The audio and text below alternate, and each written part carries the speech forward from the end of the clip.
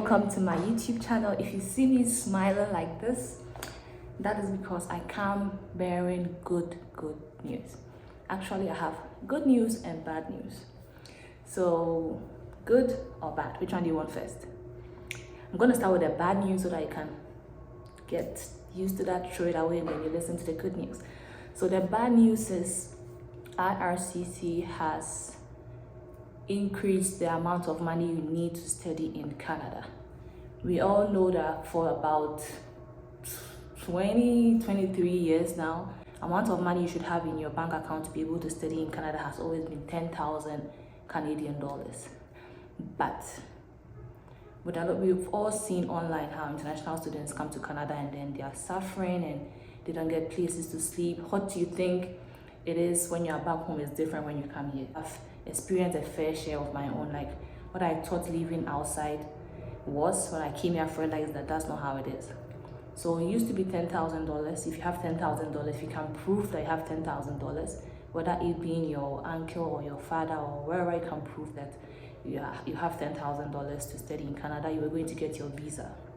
But it has moved to $20,665, I think. I'm going to attach every link to this video. This news came this morning, like 7 December, 7 a.m. It was posted on the Canada website. So that is the bad news. So now if you want to study in Canada, it's no more $10,000, it's $20,000. So that is going to put a lot of stress on people.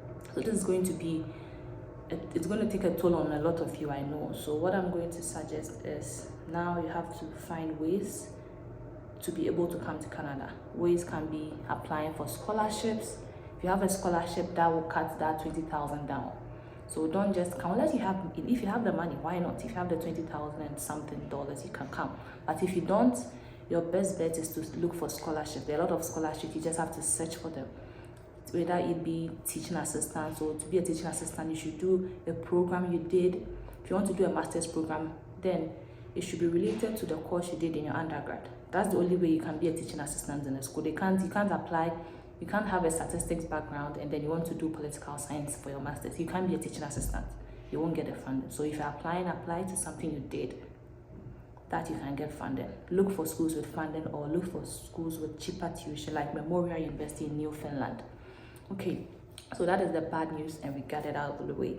Now, the good news is, which I am excited because I'm also an international student. I'm schooling. From last year, November 15, 2022 to this year, 31st December 2023, international students were allowed to work as many hours as you want. As in, you can work full-time. I qualify for that, but I don't even do full-time. I work at most 30 hours a week.